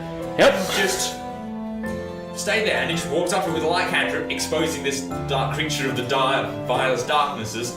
At which point Freelance goes, okay, mate, charges up to him, wallops him over the skull. The dervish goes, well, wally. And in one round, this boss took over 800 damage. It was radical. By which I mean murderous. And the boss fight was over very soon after that. There were a few little... It hurt a lot. Yeah. It did a lot of damage. Not as much as it could have, but a lot. Most of it was just strength damage. Well, yes, but you see, I need strength to do things. So, all things considered, it's not like it was inconsequential. Okay, so we got out of there, rescued this dragon buddy. Still buddies with them. Yeah. Cool. They're a good friend. He likes to talk. Yep. They're a brass dragon. Yeah. Brass? Yeah. Brass dragons are notorious for two things. One, being shiny. So 3 things. 2, living in deserts. And 3, occasionally kidnapping people to talk at them for 3 days straight. I haven't said you. Yeah. Sidron's APC broke down nearby and it took an interest in him. So I had a modified version of the Hellhound called the Bloodhound called the Hellhound now. So he was called the Flamethrower. And, I had this fancy new sweet ride, and then basically there was a whole thing that's been going on lately, nothing completely unrelated, so I'll shut up in a second. But basically they just found me sitting there wondering why my tank is broken. Apparently that was a brass dragon. He spoke to me like 3 days straight. I don't even know. I don't even remember what happened. That's the kind of dragon's guys. But they're a good one. They saved us a bit later. Either way, so we open up the city. So back to Warak. Yeah. Managed to murder our way in, encounter a bit of a general, have an honourable duel, except we don't. We immediately gank his mooks. All of them. It was hilarious and they deserved it. Start cleaving our way through people. Approach the gates of the castle. Go over the gates of the castle. Immediately be forcibly ejected by the guardians. And by forcibly ejected, I mean Freelance was touched by one of them and instantly killed. Vandren went in to get him out, got him out, and then was touched by one of them, being instantly killed. Freelance didn't make a divine intervention check because he's a filthy atheist at this point. Vandren makes one, being the worst worshipper of Moradin. Like, he barely so much as, blinks at him. Rolled like a 2. And got divine intervention, brought the both of them back, like, hey buddies, this is fine, this is cool. Now there was warning before the gates. Yeah, and then we decided against going in through the gates. We Yes. found another way in. Many side questing bits and one bit of somebody ruining a fountain of awesome holy water for no good. Oh! That still annoys me, and I still want to slap not the character but the player for that. That was just stupid. I honestly don't know why he did that. I can't even remember what that holy water did. I think it was like a full night's rest for one sip. It was a full night's Which rest. is insane. And it's like, but it can't touch anything other than these blessed glass vials. I'm like, okay, cool, we do that. And then when we're walking out of the room, the favourite soldier goes... Yep. He had a mark of a demon that had basically branded him on his hand. He just kind of goes, dunk. Yep. Did it clear the demon? Yeah, it fixed his problem. He cleaned the mark and permanently corrupted and ruined it, like an artifact level thing. Yep. Because you can make a really strong artifact cheap if it's fragile. That had been around since the start of the elves. Which is a long time ago. In a galaxy far, far away. No. So, grats, dickhead. That's gonna have to be a belief, isn't it? Probably. I don't know. Yeah. I'll probably just put an M warning on this one. Fair enough. Immature, right? So we merrily chug our way through. I can't remember, was there a proper boss fight or was it more kind of... Oh, there was a proper boss fight. There was a proper You boss? got to the throne room and you fought the possessed king Oh, that's right. of the elves. And at this point, he was... Weird though, because we later cooperated with him. Yes. So basically what happened Did we was... make him unconscious? Yes. Oh, yeah, the classic technique. If you can't save them right now, knock them unconscious and tie them up for later. So, the king was possessed by a very evil creature that was incorporeal, so it was like a ghost. Spooky ghost. And he possessed him and basically slowly corrupted and taken control of the city. There was no fight when the undead took Warak. It was already corrupted from the inside out. Those who weren't fought on or left. It sucked. Yeah. So they ended up beating the king, knocked him unconscious, managed to exorcise this creature, and then proceeded... Gave him like he went on a jogging regime, lost his money. And so they ended up going outside to a small altar, and they had to defend the king while he performed a ritual that would purge. Yeah. Because that whole city... Oh, we didn't describe it. The city looked about right, elfy stuff, except everything was covered in horrible, nasty black vines from I put like small, oh look at this artistic ivy on this old house, to, oh look, we're in, fresh plant hell, and that's going to murder us. All over the entire place. Unrelated, was that, we fought basically a sentient corpse stuff, didn't we? Yes. Yeah, that's the thing that happened. I wasn't there for that. I was there for the start of the fight, but then session ended. Yeah.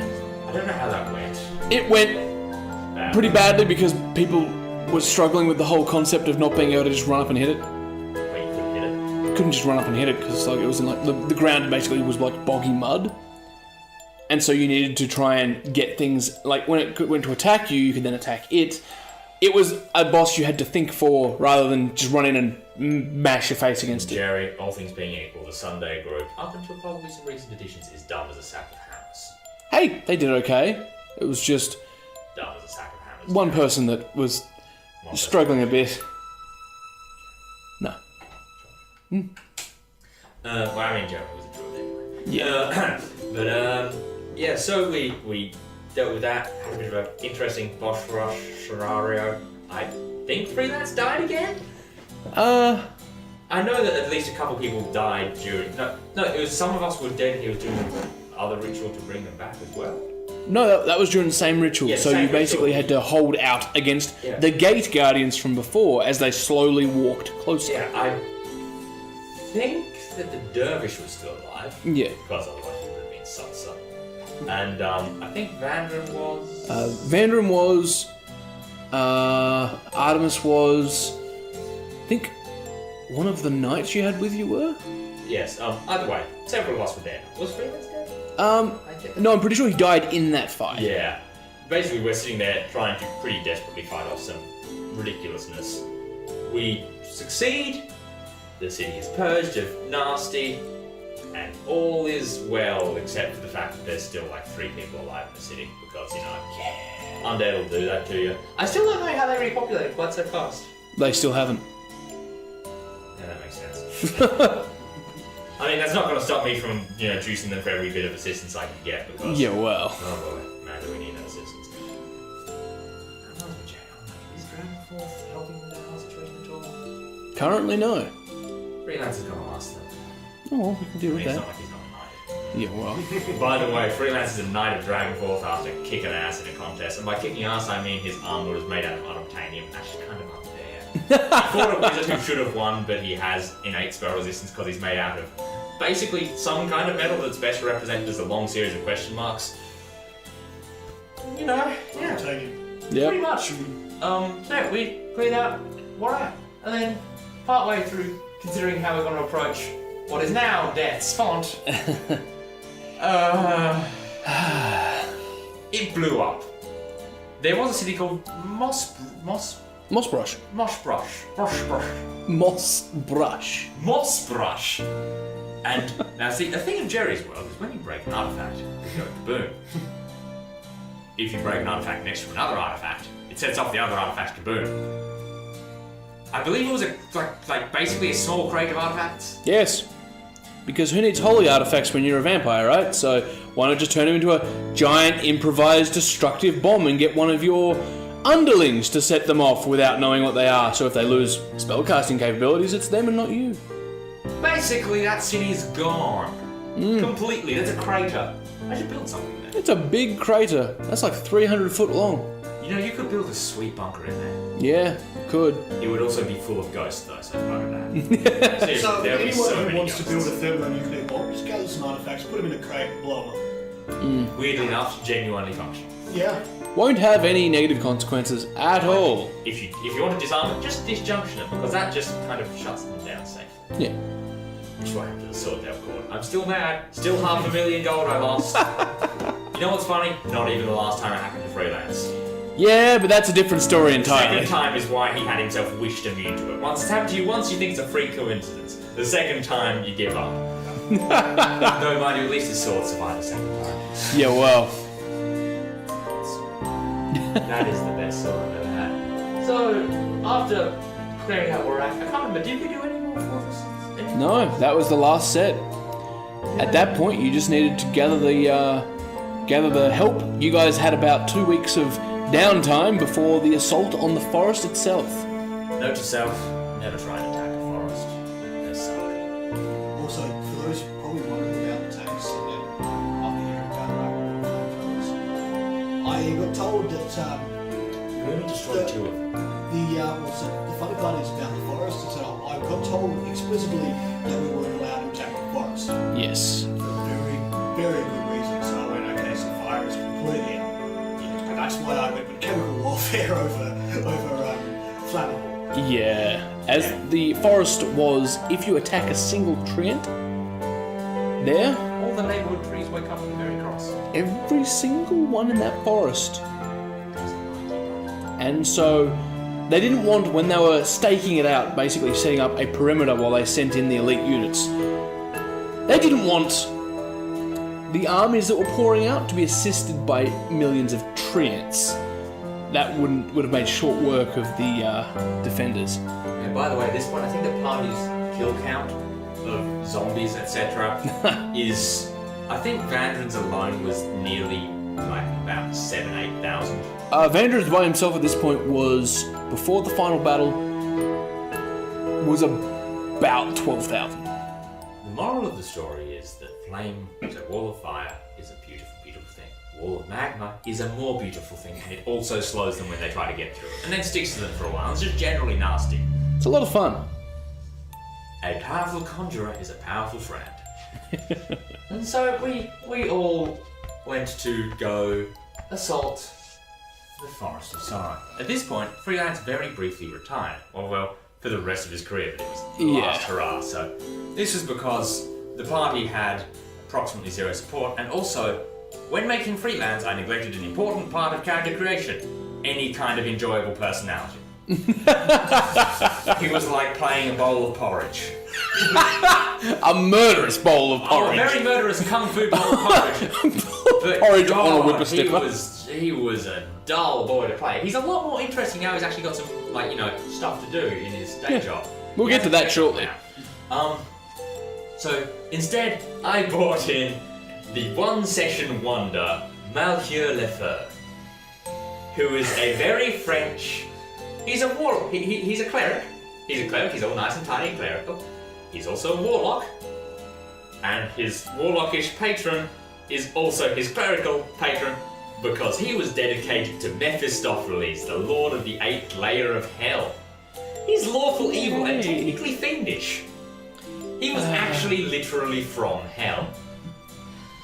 Now you see, this whole undead mess thing had taken a whole lot of souls that were otherwise, plenty fresh and ripe to eventually head off to hell and all that stuff, and either turned them chaotic and crazy in the case of some of the stuff, or alternatively just straight bound them to the mortal coil, which really impacts your productivity. And Malchieur, being a basically high-level human operative of Mephistopheles' whole jam, for when you need somebody who isn't actually a demon in disguise, brackets, technically close brackets. He was dispatched. Also your profession. Oh yeah. He's a lawyer. His particular household in hell has managed to survive by weaving such an absurd, complicated web of contracts that they're technically under the protection of about 2/3 of the people who want to kill them. And so basically, they survive purely by dint of bureaucracy. Yeah. One point, at some point, if somebody goes down into hell to that particular layer, they might find them. Oh, I know. Yeah, cool. Yeah. That'd be nice. There's I've not very many of them left. They kind of keep on pruning off. Yeah. You've got making more of them as well, so they've got a cycle. I was going to say, I've got a character that, has become a commodity, part of hell, and, has, the current currency. He's been down there for quite some time. No one's found him yet. Oh boy. Hell isn't somewhere people go. People got to hell. Yes. Now, you see, Malchieur joined the party because at this point we had frontline competent Viking, frontline competent dervish, semi-frontline competent favoured soul fighter thing, The bunny. very frontline competent bunny, and a wizard. So we needed some kind of support. So we had Malchieur Lefebvre, The Eldritch Lawyer. the Eldritch Lawyer, yes, whose entire thing was that he was lawful evil and he planned. So upon going in, of course, he bound an elemental to assist us and make passage through the whole subterranean thing much easier. Worked a charm. Yeah. We fought our way in, protected a circle of... Oh, this is the best part. There was a circle ritual to open up a tunnel. Basically, circle mages working a level spell at a high enough caster level to successfully blast a tunnel all the way down to the bottom of this fortress, yes? And one of the casters died midway through, at which point Malheur turns around, points, and he gets back up. He was alive again, and he finished the ritual. And then as he walked away from Malheur, remembered, oh yes, by the way, 12 minutes time you're going to fall over dead again, so you might want to get to a doctor. Man, Revenance is a beautiful spell. It really is. It just brings somebody back to life for caster level rounds. Not rounds. Minutes. Which is really handy in a fight like that. Yeah. So, that guy looking rather concerned, we headed on in. We marched on in, went through several traps, ignored some people who were actually innocent on the basis that they were legitimately making evil plans. I mean, under the circumstances, Oh, yeah. they looked suspicious as hell. Tripped a few traps, apparently avoided a mimic. Yep. We apparently avoided like 4 or 5 mimics. Every single mimic I placed over this campaign was missed. By accident! They didn't look at it and go, that's a mimic, that's avoided. Completely fluke. Treasure room! There's a mimic in that corner. No, alright. Oh, there's a secret treasure room over here. They just walked past it. Hey look, there's 3 chests of drawers over here. They've been searching everyone so far. Oh, they didn't search this one. We're very good at avoiding mimics. We have the innate sense of mimic dodging. Either way, so we make our way through. We have a rest in the dungeon. Yeah. Which is probably not great for casualties up on the surface. But at the same time, we didn't have a choice because if we tried to approach the boss without preparing properly... Now, speaking of preparing properly, Malheur is the only one that did. Yeah. So, we approach a room that's very obviously, there's like a really big fancy door. We've already coincidentally done the stuff to unlock it. We just kind of saw it and went, I guess, flip this switch. Yeah. There was a whole bunch of orbs that they found. We had basically accidentally done the unlock condition for this door. We're like, that big ominous door? I'm thinking, boss. Look to each other. Yeah, boss. So, we've rested. Malheur goes through his big list of clerical spells. I literally, out of character, spent a solid week planning every single spell slot for every single eventuality for this. And Malheur cast spell after spell after spell after spell after spell after spell on everyone. By the end of which, everyone in the party had resistance to every single form of energy, 30, immunity to all death effects and all negative energy effects. That's important. That one's real important. Actually, yeah, some of them had, it's because they all had immunity to death effects, some of them had immunity to negative energy effects. They all had boosts to get saves against them. Malheur himself was temporarily made out of living stone. Everybody was abjurated up to the 9s, yes? So we approach into the room. Immediately 5 delayed blast fireballs explode in our face, yes? Now, correction. You didn't just walk into the room. The bunny walked up, knocked on the door, and waited a few seconds before finally opening it. Yeah, that's funny. Anyway, so we walked in. A wall, a prismatic wall appears behind us and starts gradually shunting forward because screw you magic. Screw you custom magic, specifically. The salt levels are real. Hey man, I'm not that salty because I'm the only reason we won and that makes me feel smug. Smug outweighs salt any day. But before this, there was also a situation where we all died. Like all of us, except for Malheur and Bandrit. At which point, Malheur rolled for divine intervention. Yeah. Divine. Profane, devilish intervention. Yeah. And basically got everyone back to life. On the condition that if they died within the next 6 months, their souls were condemned to hell. For eternity. He's included. Also, he had a debt of 30 souls to pay. Which is a lot of souls. For context, to become promoted from a bearded devil to an imp, which I know sounds weird, beard promotion, but trust me, Yeah. you get lots more fancy tools when you're an imp, is like 3 souls. Yeah. Basically, he was in the big doo-doo. Yeah, so this is slightly important later.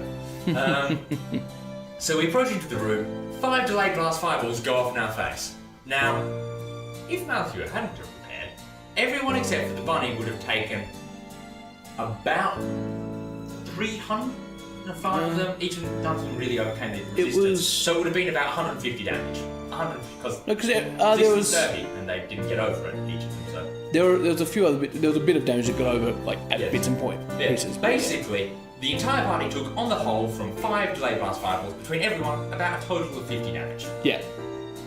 Now here is smoke. That's it.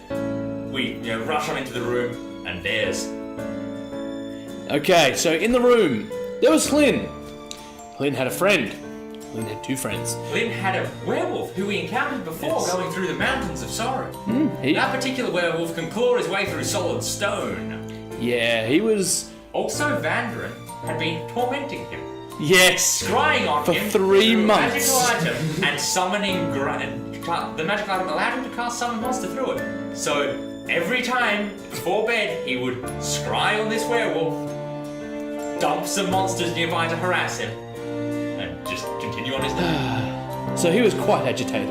But that was the Lord of Werewolves. Wait, really? He had a time? Yeah. Oh, I don't know. We just killed him. Yeah, well, I mean, he had been the Lord of all Lycans on Teraldon for 45 years. Now he's the monster. Yeah. Now he's part of some mulch that's spread halfway across. Oh, by the way, this whole situation with the Forest of Sorrow, forgot to mention, it wasn't properly on Teraldon anymore. It had been about 50% mixed, kind of like a nice chunky salsa blend with a plane of shadow. This is bad, because I mean, not only is it very dark, so vampires have a fun time. Also, it impedes light spells, and it's just generally not great. Yeah. So it was kind of overlapped with it. This had consequences later. Yeah. But so we go into this boss fight. So there's Hlyn. Flynn, There's. the Lord of Werewolves. And there is a. There was also another vampire. There's the other guy in armor. Yes. Yeah. There was Also Hlyn's a- lieutenant, as well as a colossal necromental. Now, what this is it's an elemental that, while also being made of an element, was infused with negative energy. Sort of half killed. Yeah. Basically, it's like because normally elementals are just kind of that matter plus a bit of the essence of that plane. This is like if you got that bit of essence and went, no, you're staying here. Also die. And so basically, what we had was a 30-foot tall monstrosity made out of grave dirt and sadness. Yeah. Good fun. And Good fun. that one was interesting. The fight basically went down messily. The bunny flipped out, as the bunnies want to do. Yep. The Viking, was the Viking a cleric? Yes. Yes, the Viking was actually part cleric, so they had some fun times and some complete mind blanks on the concept of healing themselves, ever. Oh, he healed himself alright. He used Mass Heal twice. Yeah. But there was blank moments right there. But no, this is the other cleric who could have done just as much, if not as much, super duper useful abjuration as me. Oh no, he was only effective cleric level 6 or 9 or something, because he was a war priest Oh yeah, but and also Jareth. multiclassed. So he was multi-classed. Yeah. Well, he was at like a level 12. Yeah, He had 6 level spells. fair point. Yeah, so basically, there's a down to me to do all the work. Anyway. No, that's just me being something. But so we go in there, getting blasted with negative energy and lightning, I think. Negative energy, lightning, fire, cold. Negative air levels, Yep. all of which just thinking off of us. Of course, Mount Hill gets blasted in the face of the target and dispel magic, loses nearly all of his buffs, and falls to the ground. Yeah. Gets back up, recasts his fighting on himself, and spends the rest of the fight a lot more vulnerable. But basically everybody else managed to maintain their levels of being nonsense-proof. And so we gradually, I think the werewolf guy, basically the fight came down to Vandren the wizard, who had given Freelance a huge chunk of cash and said, look man, if I'm not back within a week, true res me. Basically, Vandren was one of the last men standing, and then there was the war priest was close to last, and Cole. Yeah. It was basic. So the king of werewolves, lord of werewolves, whatever the heck he was, went down. The bunny Priest went down. The bunny fell off of the edge of the arena got thrown off into an Now- endless abyss of negative nasty. Now, Vander attempt to save the bunny, but at this point, the bunny was wearing the amulet that the general back in Warak was wearing, and it makes you immune to magic. By the way, we got the general to retire. Yeah. We didn't beat him.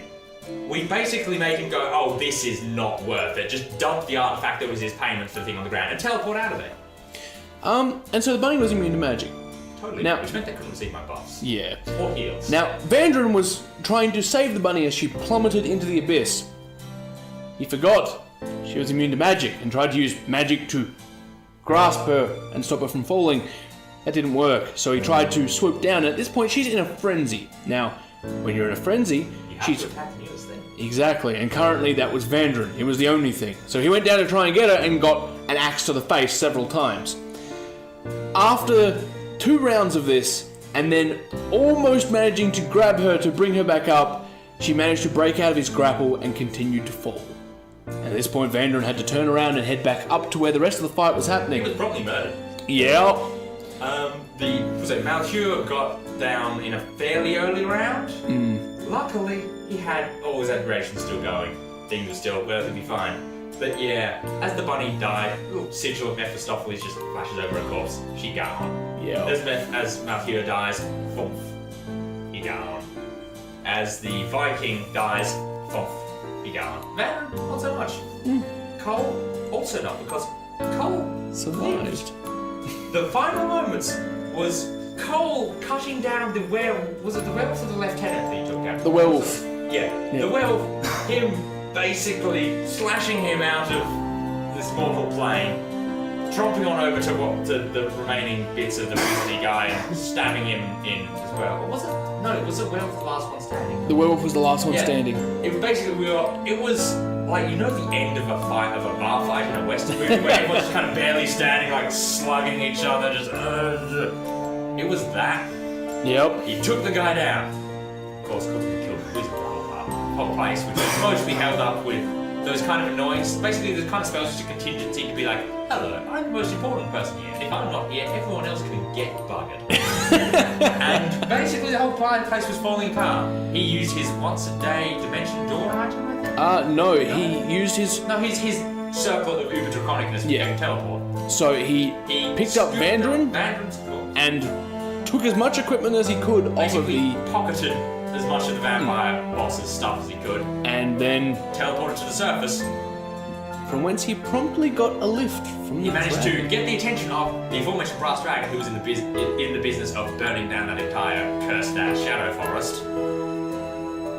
Picked him up. He had to ditch Vandrin's corpse, but I think he managed to get some of his items back Yeah. for him. Got lift out, and the whole shadow melding thing undid, sending all of us who were under the ground. We were underground in a space that wasn't there in the shadow plane, so when that space got shunted back to the shadow plane, everything that was there kind of compressed at one point and just went bang! And you know when you've made a wish with the Dragon Balls, and they kind of go It was like all that, across the globe? but with everything they owned. Like that, but with everything those characters owned. And that's where they ended. Now, Malcure in hell, because that is most certainly where he was, proceeded to very staunchly attempt to lawyer his way out of it and get his companion's souls free. Not because he thought they particularly deserved to be free, but because it just wouldn't be proper if he didn't try to get every little bit he could out of the deal. And you know, he had chutzpah. Of course, he still went to the there's like regular, you're in the personal abode of Mephistopheles level of nasty town, and then there's you're in the personal abode of Mephistopheles and you try to dig him over. Now, he was in that second one. If somebody finds him, I doubt he will look human. Or even person. Or even flesh. Yeah. I'm sure it will be deeply unpleasant. But if you're lucky, you won't have to go there. You should go there and find him. He's a nice guy. He's an asshole. Though. He is such a... And with that... Well, I was going to say, that last part I need to interject. Yep. So, this is just something that's just been crossing my mind for the entirety of this, is that be careful about the characters you create, particularly if they're evil, or neutral, and they become evil. Because sometimes innocent little actions, innocent, but actions do have consequences. Little orphan Jimmy, little orphan Jimmy. And this is not the first time I've caused something like this, but I mean, for the entirety of the 6 months of actual real life time, It was all of your fault. these two just sitting there, just every time I'd hear something bad or even worse that would happen, I would swear about you. I would just be happily smiling, sipping my coffee, going, "That's none of my business." Like there were several times that I was. These guys didn't know it was G for the first 3.5 months, and then afterwards, at one point, he was walking through the room to head back upstairs, and he saw. He's like, "Oh, what's happening here?" I'm like, "Oh, they're doing this," and he's like, "Oh, they're at that place," and the rest of them just, all of them stopped dead and looked at me and looked at G, and then he just waved and went upstairs. Yep. Afterwards, we the army outside of Undead, which is what we were bypassing by going in the middle and attempting to deal with the boss, was defeated. Freelance was there helping with that. The Brewmaster, who, as we had described, after we emerged, well, the people survived, or one of them, emerged and contacted him. He did his standard little thing, leapt down from a keg he was standing on top of, and the ground all around just kind of went, at which point we remembered, oh, that's right. The Brewmaster's an epic level character. He's been cracking out the big buffs. You know, the big scary ones let you rip people in half with 2 pinky fingers and a bit of elbow grease. Not even too far wrong. I'm deeply, deeply scared by that man. Does he even use weapons? No. I didn't think so. He didn't strike me Uses as the a power of coffee. You know he doesn't use coffee, so. That guy gave us some booze that was it? The booze was so good it was basically a heal spell. Yeah. Of course, it also did make you incredibly drunk, but it was a heal spell. It was very nice booze. So we got out of there, successfully did stuff. We had sent the Brewmaster mostly broke Yep. with the sheer amount of money that we'd had to spend doing all this stuff. But we have purged most of this place of undead. And epilogue. So, we're granted a piece of land of our choice sort of nearby. We choose just that little Yep. right there. And Freelance and Vandren together, because Freelance is still alive and Vandren was resurrected by him. And they were honestly sort of friends, even if Freelance thinks that Vandren shouldn't be allowed to cast spells. We made the Salt Forge, which is by means of so many Wall of Iron spells, and there were several mishaps he rolled for them. Yep. Luckily, none of them were actually of the everything's on fire type. We successfully made a vast, solid iron fortress on this point. It's on a cliff, goes down, there's a dock underneath and a cargo elevator up the middle and like a whole big fortress thing and much later on, using my share of the money we received later on we received an artifact actually as a form of reward. Yeah. And we realised that none of us really had any use for it. So as stupid as it sounds, we just sold it back to the Brewmaster, didn't we? Yep. We just sold it back to the Brewmaster Yep. for the last bits of his money, I assume. Yeah, basically. Because the thing is, it controls the weather in a pretty solid radius. The weather and the tides. So it's amazing for a trade For city. the trade city, it's always the right time to leave or enter the city. It's fantastic for that. It was kind of useless for us. So we established. So it's just like going full circle. Sarah. Yeah, I know, right? Yeah, so Freelance and Vandren set up a Salt Forge. Of course, the other party members are all entirely welcome there. They turn up on occasion. There's a grove. Yeah. There's like a nice grove outside that combination of the druid who is still around. They got distracted by my other characters. Poor old Ignatius Crunch. Yeah. Ignatius Crunch. They're a battery. Don't be a battery, kids. Yeah, well, that's another story for another That's time. another story. Oh man, the druid Cole, who's been going around stuff. We definitely when we're making it accommodated a appropriate revenue. There is now a vast Fistandorian manufactory forge as Salt Forge arms and armor on there. That is their enduring legacy. Inside it is a enormous forge, and just behind that forge is an enormous gate that Freelance forged in the likeness of a smug-ass smiling dwarf's face that leads to Vandren's personal demiplane, which is basically a Ninja Warrior level from hell. You're not even wrong. It's sort of like Ninja Warrior if it was magical. Yeah. Magical Ninja Warrior. So you can do things with gravity and just nastiness. And if they get in there, Vandren, who's a very powerful wizard, is like, sure, in order to help us in that final battle, Vandren called in a favour. He gated in a solar, the largest, fanciest kind of angel there is, and basically said, I will be the goodest goody two-shoes for the next, bajillion whatever. The rest of his life. If you give us a hand here. To which the guy's like, yeah, right. And you know what's funny? We brought that solar in. He helped a lot, and then he got dumped. Super dumped. Also, he did not like the Malheur. Non-detect, he couldn't detect he was evil. I don't think he liked him anyway. No. I think he recognised the holy symbol pretty quickly. Yeah. Yeah. And so if you ever need help, go to the Salt Forge and ask for Vandren. Yeah, you just need to get through the fun challenge. Yeah. Alternatively, if you ever want excessively well-made arms and armour, also go to the Salt Forge. Also, if you're after a sweet range, go to the Salt Forge to go see Sigrid. Yeah. Yeah. Honestly, the Salt Forge has become very quickly like a hive of useful Although, stuff. I will say, we are a little busy dealing with another situation with another characters. Vandren, it's all Vandren's fault. It's actually all Vandren's fault. I was going to leave that as a, as a cliffhanger. I'm not giving them that cliffhanger, it's all his fault.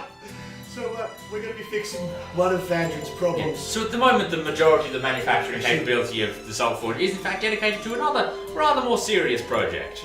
But don't worry, freelancers always got time for stuff.